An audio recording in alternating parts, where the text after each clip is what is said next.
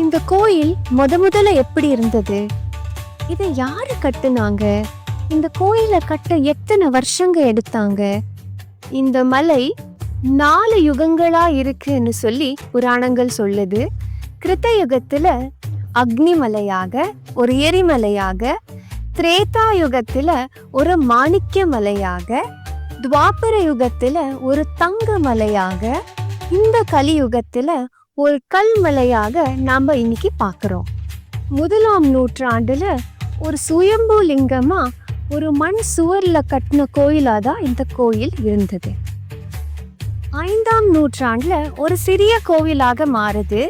சிவனுக்கு பெரிய பெரிய கோயில்கள் கட்டின சோழர்கள் வந்த பிறகு இந்த கோயில் பிரம்மாண்டமாக மாற தொடங்குது. 9ஆம் நூற்றாண்டுல ஆதித்ய சோழர் இந்த கோயிலை கருங்கல்லில கட்டி 10ஆம் நூற்றாண்டுல அவரோட வாரிசுகள் இந்த கோயிலோட பிரகாரங்களை கட்டி முடிக்கிறாங்க.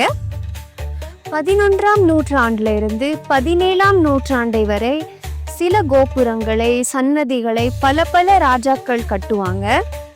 இதுல முக்கியமானது என்னன்னா, விஜயநகர அரசருக்கு இந்த சிவனை ரொம்ப பிடிச்சு போய் சின்னதா இருக்கிற கோயிலை ரொம்ப பெருசாக்குறாரு.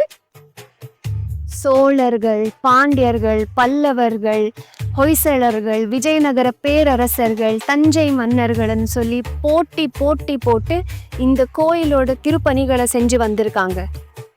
ஒரு 1000 ஆண்டுகள் எடுத்து கட்டின ஒரு பிரம்மாண்டமான கோயில் இது. இந்த கோயிலோட தல விருட்சமான மகிழ மரத்துக்கு கீழே நின்று பார்த்தா இந்த கோயிலோட 9 கோபுரத்தையும் நீங்க தரிசிக்கலாம். அந்த சிவனே மலையா காட்சி தர்றதுனால இந்த கோயிலை சுத்தி வர்றதை விட நீங்க இந்த மலையை சுத்தி வர்றதுதான் இந்த கோயிலோட மிகப்பெரிய சிறப்பு.